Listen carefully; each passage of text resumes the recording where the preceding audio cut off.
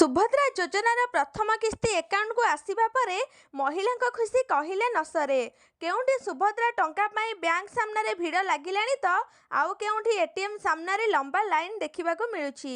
ଯେଉଁମାନଙ୍କ ଆକାଉଣ୍ଟକୁ ସୁଭଦ୍ରାର ପ୍ରଥମ କିସ୍ତି ଟଙ୍କା ଆସିନାହିଁ ସେମାନେ ବର୍ତ୍ତମାନ ଦ୍ୱନ୍ଦ୍ୱରେ ଅଛନ୍ତି। ସେମାନଙ୍କୁ ଟଙ୍କା ମିଳିବ ନା ନାହିଁ, ଯଦି ମିଳିବ କେବେ ମିଳିବ, ତାକୁ ନେଇ ବହୁ ଦ୍ୱନ୍ଦ୍ୱ ସୃଷ୍ଟି ହୋଇଛି। ଏହାକୁ ନେଇ ଉପମୁଖ୍ୟମନ୍ତ୍ରୀ ବାରମ୍ବାର ସ୍ପଷ୍ଟୀକରଣ ରଖିଥିବା ବେଳେ ଅନେକଙ୍କ ମନରେ ପ୍ରଶ୍ନବାଚୀ ସୃଷ୍ଟି ହୋଇଛି।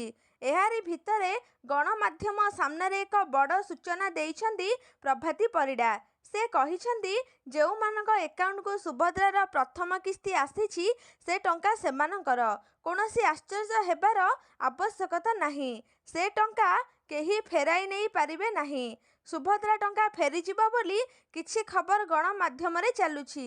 ଏଭଳି ଗୁଜବ ଖବରକୁ ବିଶ୍ୱାସ ନ କରିବାକୁ ସେ ପରାମର୍ଶ ଦେଇଛନ୍ତି। ଚିନ୍ତିତ ନ ହୋଇ ଅଯଥା ବ୍ୟାଙ୍କ ବା ଏଟିଏମ୍ ସାମ୍ନାରେ ଗହଳି କରିବାର କୌଣସି ଆବଶ୍ୟକତା ନାହିଁ। ଯେଉଁମାନଙ୍କ ଆକାଉଣ୍ଟକୁ ଟଙ୍କା ଆସିନାହିଁ ସେମାନଙ୍କୁ ଖୁବ୍ ଶୀଘ୍ର ଟଙ୍କା ମିଳିଯିବ। ତେଣୁ ବ୍ୟତିବ୍ୟସ୍ତ ହୁଅନ୍ତୁ ନାହିଁ ବୋଲି ଉପମୁଖ୍ୟମନ୍ତ୍ରୀ ପ୍ରଭାତୀ ପରିଡ଼ା ସ୍ପଷ୍ଟ କରିଛନ୍ତି।